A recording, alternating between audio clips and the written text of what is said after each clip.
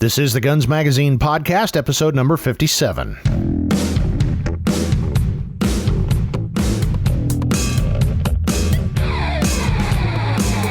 Hi there, and welcome to the Guns Magazine podcast. I'm your host and the editor of Guns Magazine, Brent T. Thanks for joining us as we talk to the interesting people who make up the world of shooting, hunting, and the firearms industry. First off, before we get started, let's talk about our sponsor, Kimber Firearms.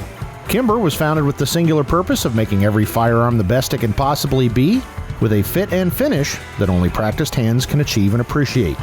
Whether you carry a Kimber for personal protection, hunting, or competition, know that their promise of quality without compromise is how they measure success. To learn more about Kimber Firearms, visit kimberamerica.com. Well, free speech is a foundational right in our country, but if you enjoy firearms or the ability to keep and bear arms, your right to talk about it is clearly under attack. Since the election, it's clear there's some kind of effort to stifle online content related to guns.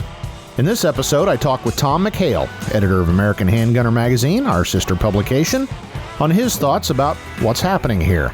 Tom is not only a magazine editor and author, he spent many years working in the tech industry and has some first-hand opinions about what's going on. Now here's our discussion of how tech tyrants are putting an ironclad muzzle on the First and Second Amendments.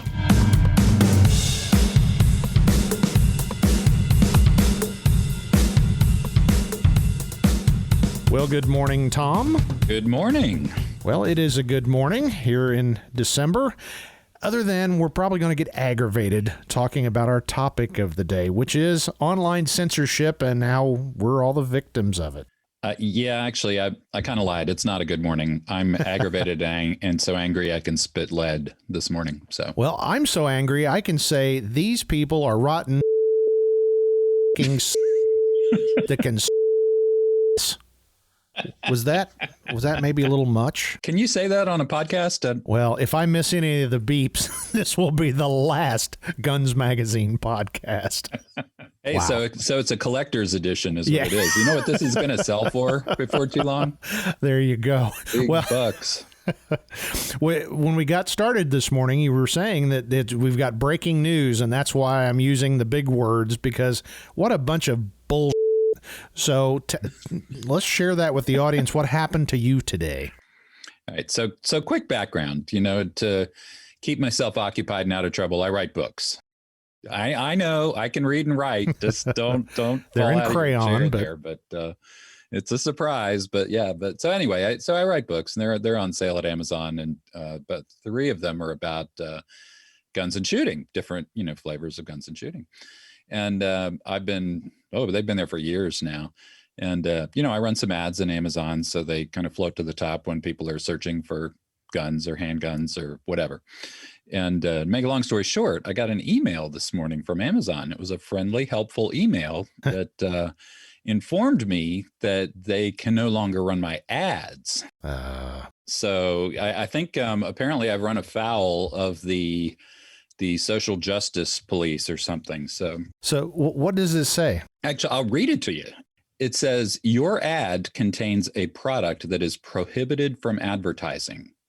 This may include books that promotes practices that could result in the physical or mental harm of customers. Please remove this product from your ad.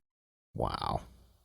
So I'm now promoting the physical and mental harm of Amazon customers, apparently. So, oh, God forbid. I guess this is a good opportunity to apologize to the world at large for that. And this book's part of it's about gun safety, right?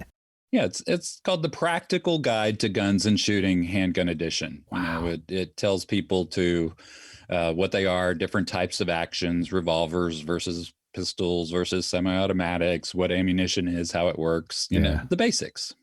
How to shoot safely, gun safety. There's a chapter on the gun safety rules. Well, we can't have that, can we? Well, that's a perfect example of what we're talking about today, which is this online censorship that the mainstream media and our lefty-leaning colleagues tell us isn't happening, but it's very clearly happening, and we can demonstrate it's very clearly happening. And I'm not talking about the whole conservative viewpoint thing. I'm just saying the gun industry. We are getting kicked in the crotch by big tech and all of the online platforms. And I'll put Exhibit A is what you just read. Well, guns are illegal and not constitutional. Protected, so, yeah. Aren't they? Yeah. Isn't that true? Are guns that legal? silly Constitution. Then if they're legal, they're definitely not protected by the Constitution, right? Yeah. Don't tell me that's the case. Are you a tech giant living in Silicon Valley? No, I'm a tech tyrant. Yeah. So. Well, we just did a Gun Cranks episode on this, which if folks haven't seen that, then you check out our Rumble channel.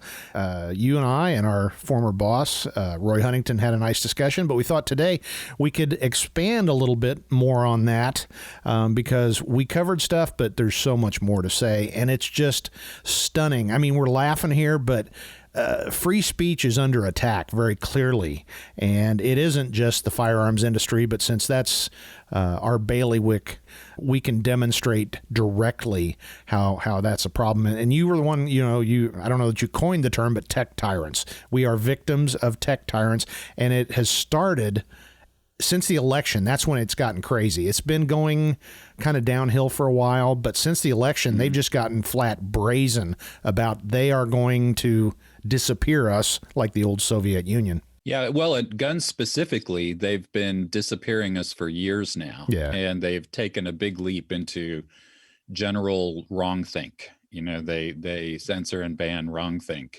From 1984, right? Yeah, exactly. I mean, well, you look at how long have we been hearing about YouTube, demonetizing channels that talk about guns and giving them strikes and kicking channels off completely. Yeah. I mean, we know a lot of people that run various channels on YouTube related to guns and shooting that have just given up. They've thrown in the towel and canceled, So the censorship has worked. And I will have to say, there is a good point to make, which is this is not technically censorship. Censorship really is something the government does to prevent people from saying or espousing different ideas. So this isn't classic censorship in that vein. This is private companies choosing what can appear on their platforms.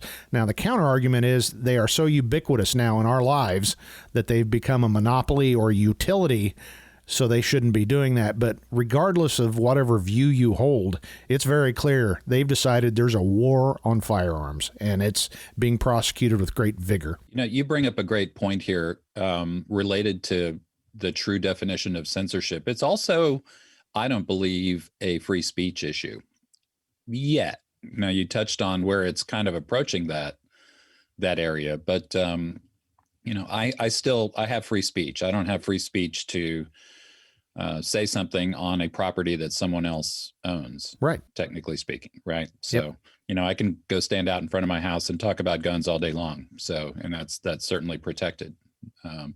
Whether I can do that on Facebook, it gets real gray real fast because, as you said, they are right, wrong, or indifferent. They're effectively a utility now. Yeah, like the phone company or in a sense, the United States Post Office, right? Exactly.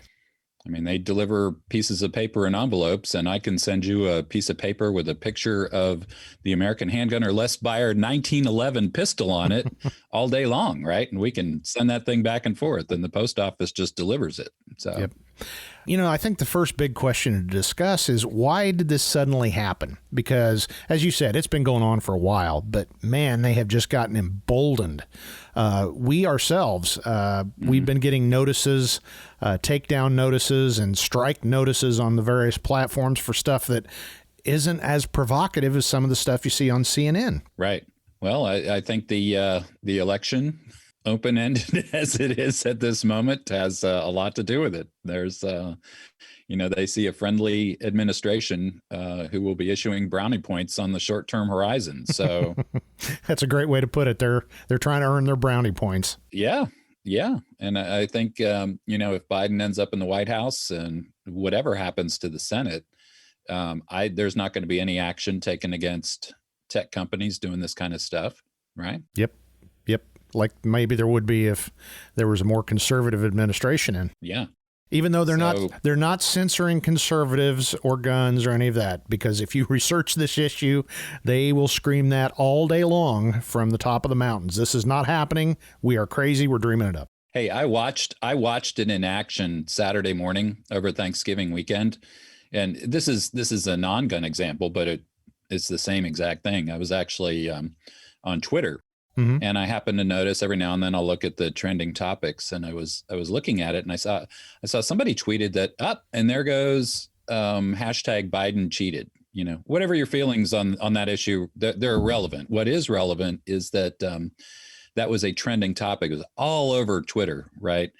And literally at about 11 and 10 in the morning or so Saturday, it just disappeared from the trending topic, just at the exact same time that the volume of tweets was going through the roof using that hashtag.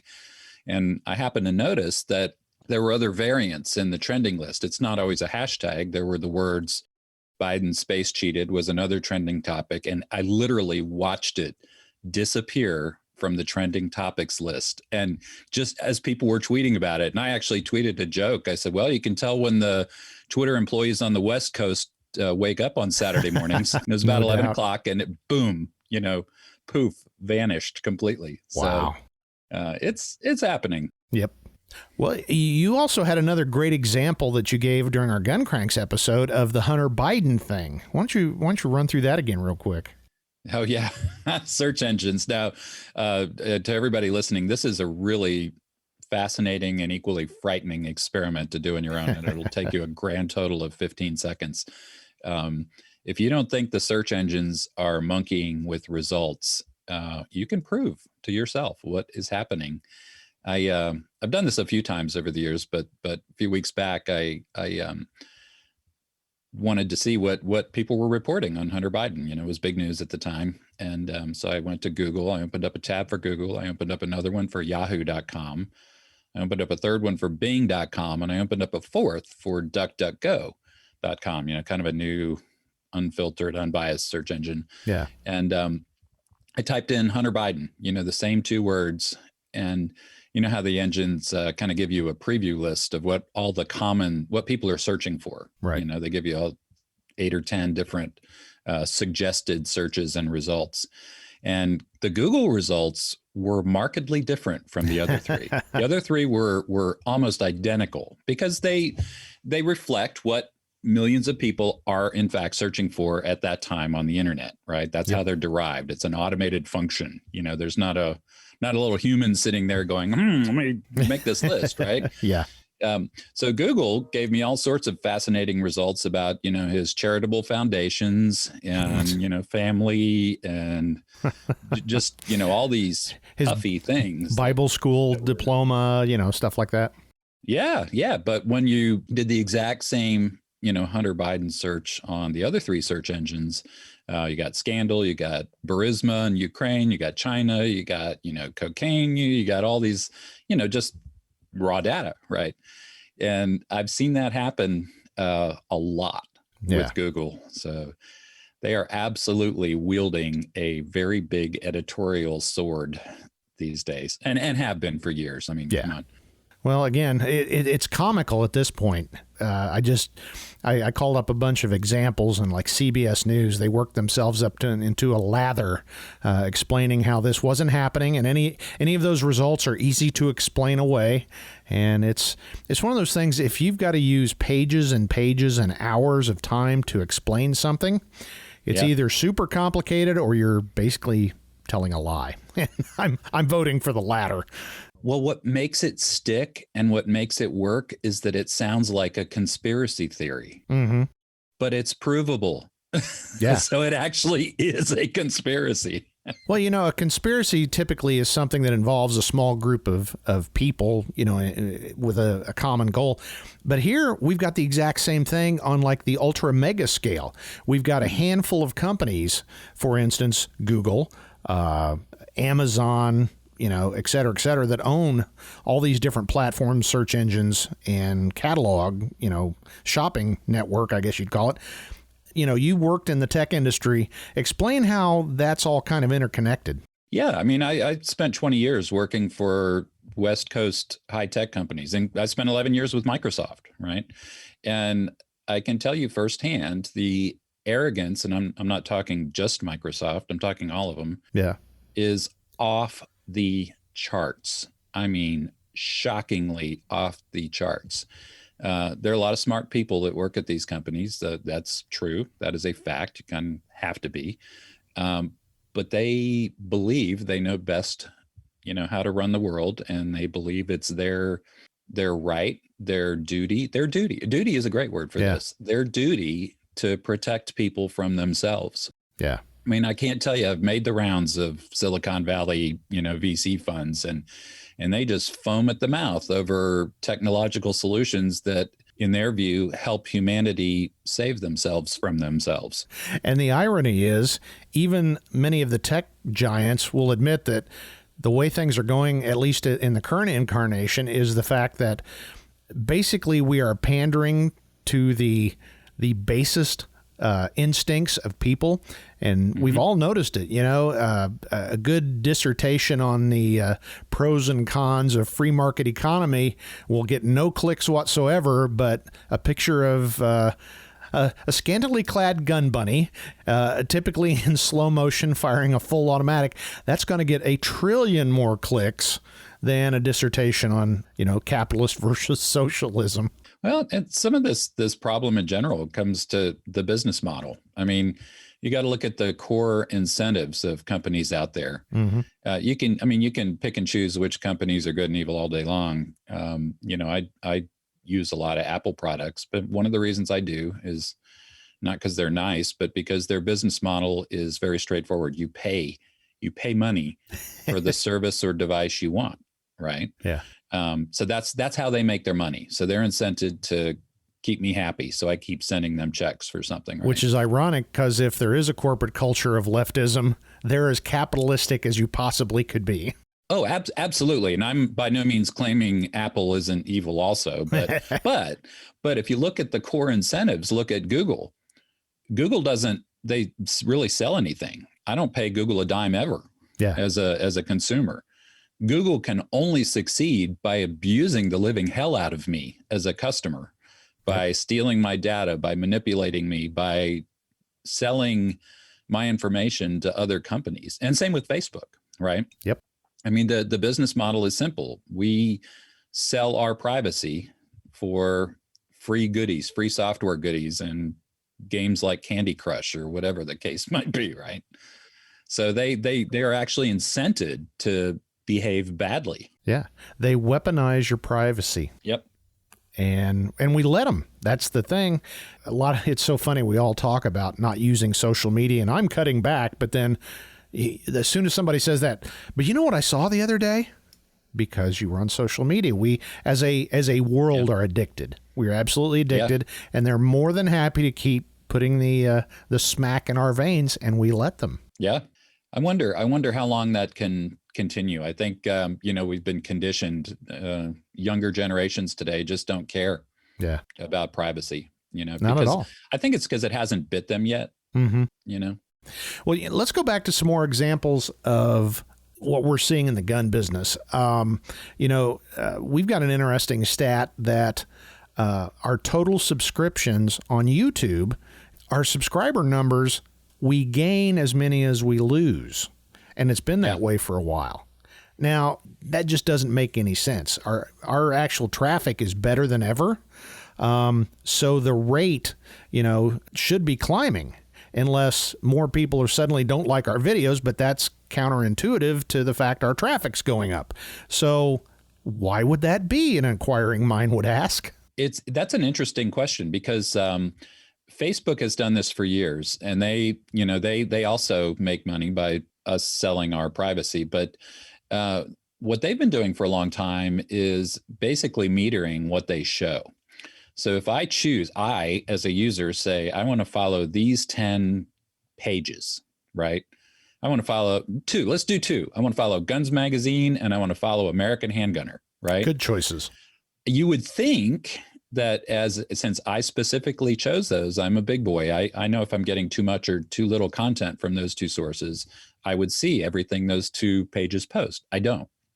Facebook meters that stuff, and they show historically 8 to 10% of what I ask to see. Mm-hmm. So if Guns and Handgunner put 10 posts out there, I would see 1.5, or something thereabouts. The rest would never cross my line of sight. Now, in the old days, Twitter used to show everything. They said, hey, these are big boys and girls. They can, unfollow if they're getting too much volume. But Twitter has also gone that direction.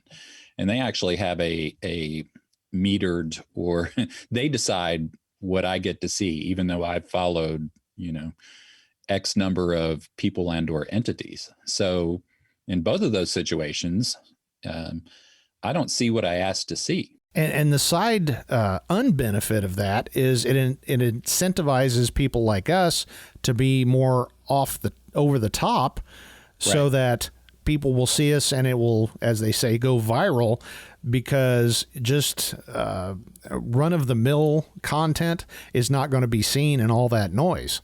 So that's where it goes back to, we're appealing to the worst parts of our human nature, because we got to be wacky, we got to be loud and all over the place, so that we get the love in that algorithm that chooses what you see.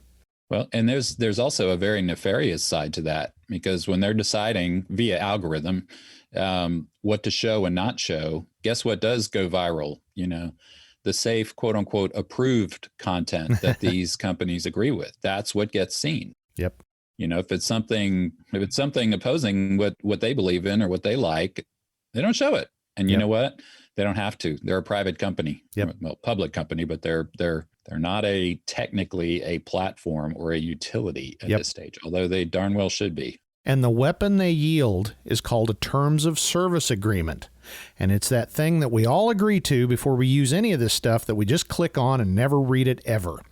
And in that big, long document, which grows every year, is you agree to basically give up anything you use, you bring to that platform. And it also says what is allowable on that platform.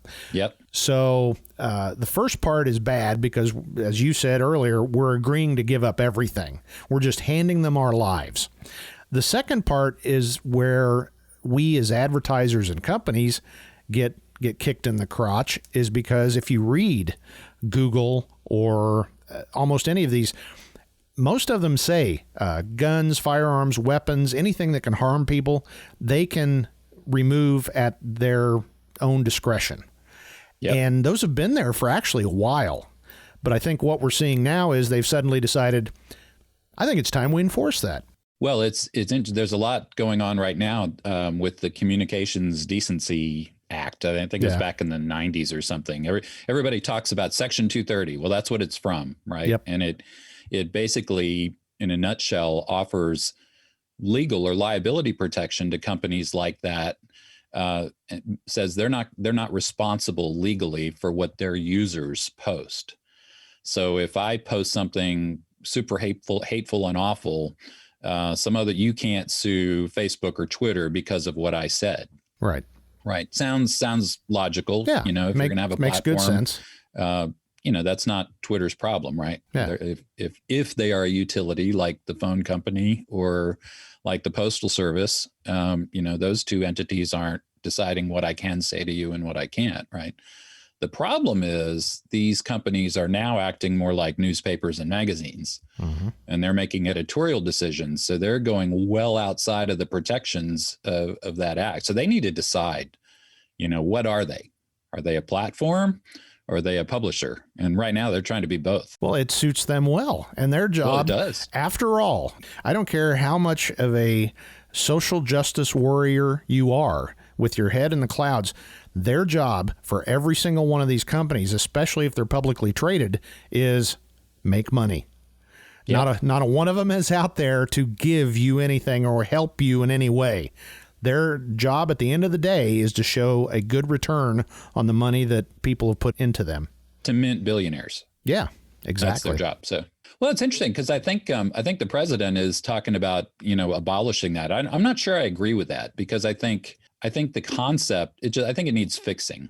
Yeah. The concept of of allowing a company to provide a communications platform and giving them some degree of protection from what I say to you on that platform is a good idea, right? Yeah. Or else they're going to have to censor everything. Yeah. I'd imagine armies of lawyers watching every conversation between you and me on a social media platform and disappearing stuff that could be remotely controversial, right? Yep. That's not good either. So I've got a great quote here from thehill.com, and I highlighted this. It said, "This subjectivity of censorship is why the cure is worse than the illness. The best cure for bad speech is more speech rather than regulation." What amazes me is we have a lot of folks, and I will make this an age thing. They tend to be younger, but I'm sure there's some old lefties that feel this way. But policing speech because it's something you disagree with is just fundamentally wrong. And I'm not sure how we've gotten to a point where larger numbers of people think, oh, it's okay. That upsets me, so you shouldn't be able to say it. Yeah. Right? Yeah. It's the nice label they've thrown in there now. It's hate speech, so it's bad. It's comical to watch. You've probably seen videos of people going out with a microphone and asking, college kids or whoever, like, hey, do you think we should ban hate speech? And they go, yeah, definitely. Absolutely. Then the interviewer goes, well, what is hate speech? Well, it's just mean stuff that hurts people's feelings. So would this be hate speech or would that be hate speech? And within 5 seconds, these people get themselves tied up in knots because they come to the realization that, wow, what is hate speech? Yeah. How do you do that? It's just automatically accepted now. Hate speech is bad. Hate speech is bad. Well, what is hate speech? It's whatever opinion is different than yours. Exactly. Well, it's when you get into the details, it's an unsustainable argument. Right? Exactly. It always comes back to the question, who defines what it is? Mm-hmm. And again, we'll say it's capitalism. So if Twitter doesn't want to talk about guns, that's fine. That's their prerogative. But what galls me, I think, the most is this whole thing of we're not doing that. No, you're just being overly sensitive. No, that's not the problem at all. Well, and there's this issue, I mentioned earlier in our talk that there's this arrogance and sense of duty to protect us from ourselves. And what these people don't realize is that crowds do a really good job of that. If there's an idiot online, the crowd tends to take care of that person with exceptional efficiency, right? If you've ever moderated a company's Facebook page, you've learned that pretty quick. Yeah. They get banned, they get blocked, they get ostracized, whatever. We don't need this third party judge to step in and take over that function for us. People don't tolerate nonsense. Most people. Yeah, well, there you go. And I think that's a slippery slope we're going down now, is this idea of it upsets me. Since when did that become a criteria for anything? Because it right. upsets me. Well, eggplant upsets me. So ban it. It's a hate vegetable. So under the same logic, I can make a case that Publix needs to be sued. That's our local grocery store chain, because they sell eggplant. It offends me. It really does. So you always have such a unique take on things, Tom. It's a hate vegetable. I don't know where that analogy came from, but I think it works. Yeah. Right? Yeah, exactly. Well, the big question is, what are we going to do? We're already doing something as are a lot of folks. We are expanding our social media reach and we've been saying this, you and I have been saying this for months, which is there's going to come a day where we're going to get shut down effectively online, at least in the current form and the platforms we're using. So we are aggressively working to tap into some alternative social media. So run down a little bit about what we're doing there as a company, and then we'll talk about some more from there. The free market is very efficient, right? Yeah. And the market has recognized that people don't like being bullied by tech tyrants. They're really, really, really sick of Twitter and Facebook and YouTube deciding what you can and can't talk about and what's correct and not correct. I mean, my gosh, how many of those stupid little blue warning labels are we going to see on Facebook and Twitter? Like, this topic is disputed. Well, of course it is. Every single topic on Twitter is disputed. You could come out in favor of sunshine and motherhood, and there would be a couple of people that just think that's terrible. Not disputed on social media. So anyway, so companies have stepped in to fill this void, right? There's the front runners seem to be the Parler is one, and it's kind of a very much Twitter-like, and it's how it operates and how you use it. But their claim to fame is we're not arbitrary censors. We are a free speech platform. Whatever your viewpoint is, come on and discuss it. Now, they will, like anyone else, if you go on Parler and say, I think we should murder X, Y, and Z, you're going to have a problem, right? Yeah. If you say, this is my opinion, and Brent, you say, well, no, my opinion is completely opposite, that's welcomed and embraced, as it should be, right? So, we're getting onto Parler as a company and individuals. I'm on there now, kind of kicking the tires and checking it out. And I like the freedom. Another one that's becoming prominent is called MeWe, MEWE.com. And that is very, very Facebook-like in nature. Again, the concept behind the platform is you're all adults, play nice and talk about whatever you want. Yeah. Right? What a concept. I know. Can you believe it? And the other one, so we're on MeWe as well. You can find American Handgunner there, and I think American Cop is live there now. Yep. And then Rumble is kind of the YouTube alternative.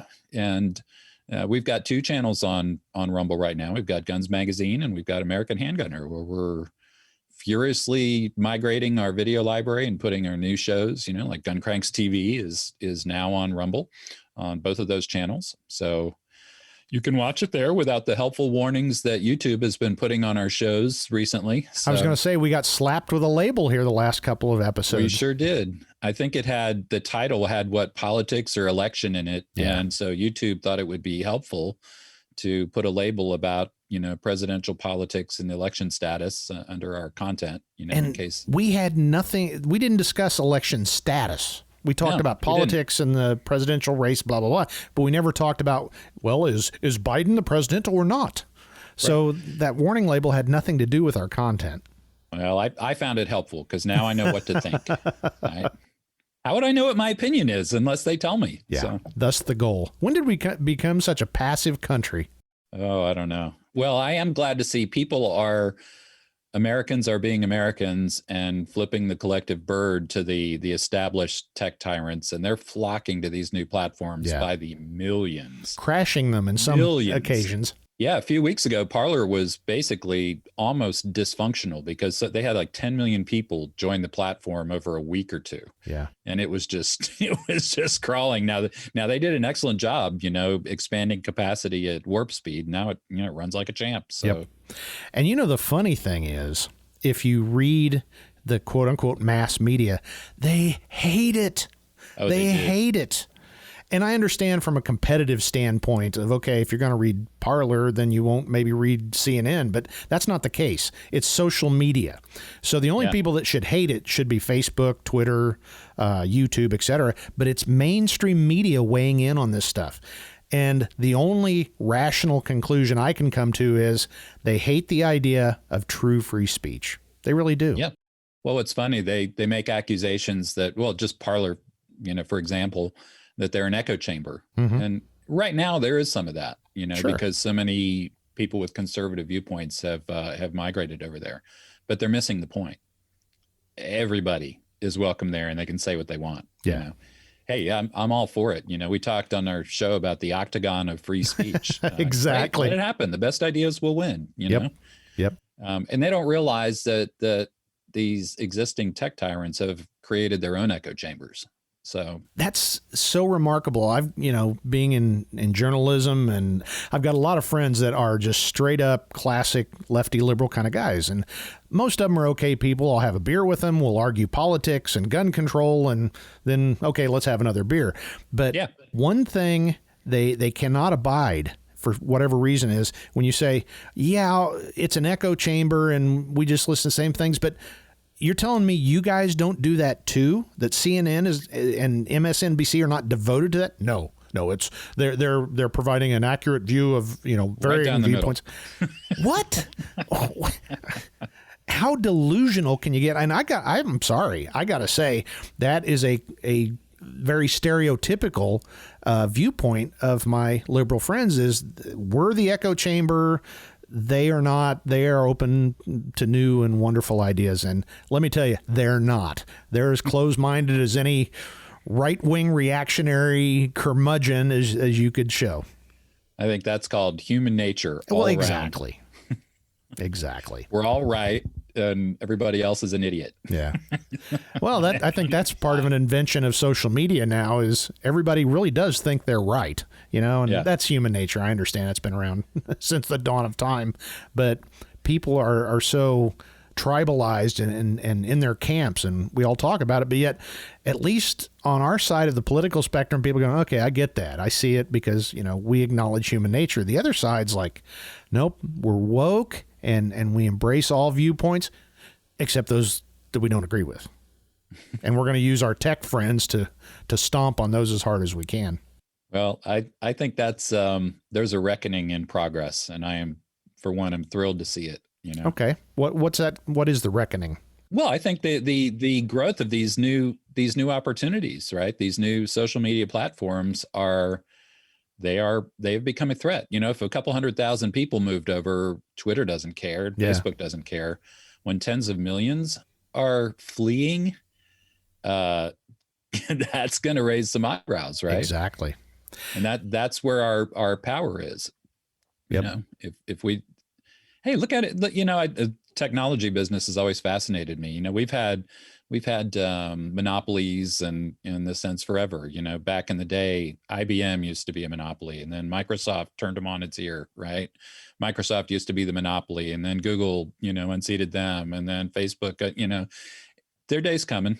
So, yep, we just have to hold out and get through this latest public madness. Well, you know what you can do? What we can individually do? We can adopt new platforms that don't impose those restrictions. We can turn off Google as our default search engine. Heck, I never thought I'd be saying this, but I actually use Bing quite a bit now. Yeah. Because it's more raw, accurate. I don't want conservative results. I want raw results. Exactly. I make my own decisions, right? Yep. I'm capable. Well, another thing that I think people can do is readopt email.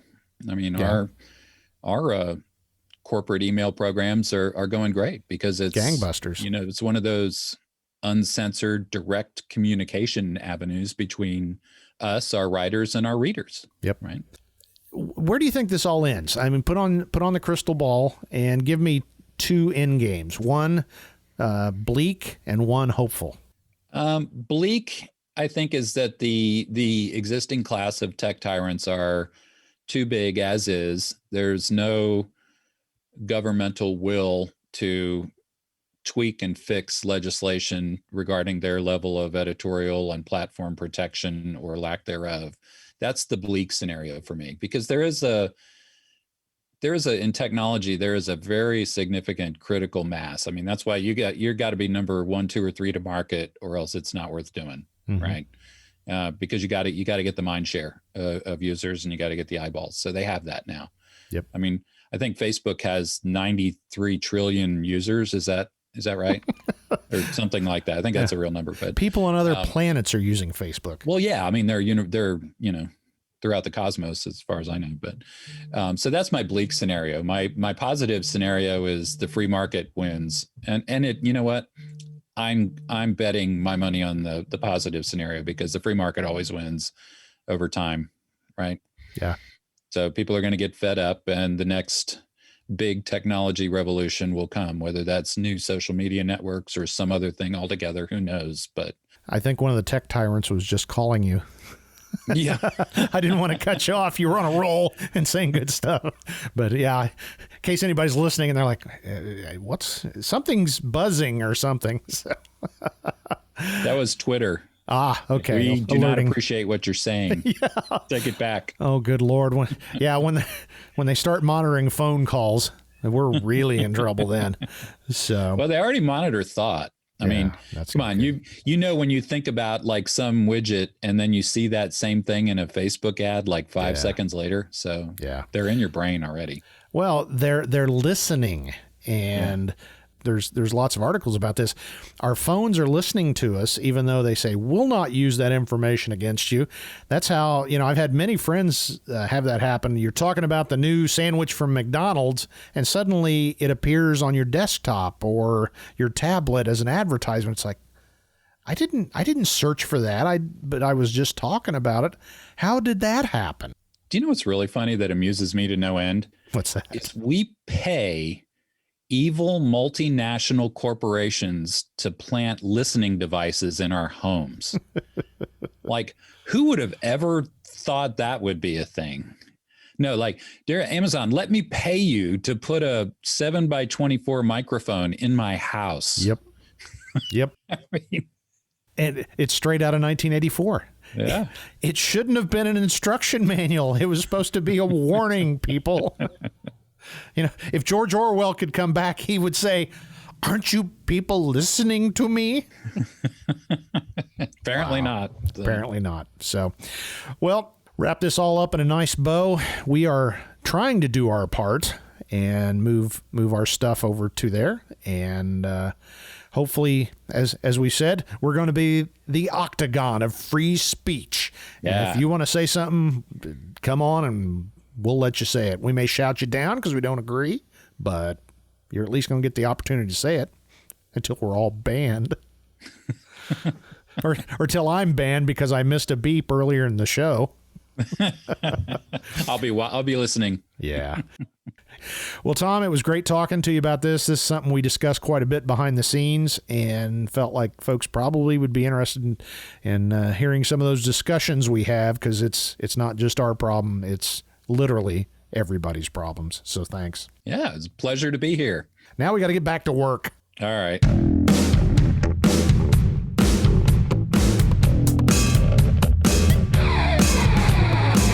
Well, it's always fun talking to Tom, but I got to admit, this topic gets my blood boiling. I'd like to ask that you make a resolution today to check out some of the alternative social media channels so they can't control us so easily. Beyond that, we hope you're enjoying the Guns Magazine podcast. Please tell all your friends, even those Orwellian liberals. Guns Magazine was first in the business, and we're using our decades of friendships to bring you the most interesting chats in the gun world. If you've got questions or comments about the show, please email me. That's editor@gunsmagazine.com. Make sure you don't miss out on anything by subscribing to us on your favorite podcast catcher, YouTube, and of course at gunsmagazine.com. While you're online, and while you can, don't forget to check out our sister publication, American Handgunner Magazine, at americanhandgunner.com. Even better, strike a blow for free speech by subscribing to one or both of our great print magazines. And finally, I'd like to remind you to check out our sponsor and friend, Kimber Firearms, at kimberamerica.com. That's it for this episode of the Guns Magazine podcast for the entire staff at FMG Publications. I'm Guns Magazine editor Brent Wheat. Now get out there and get shooting.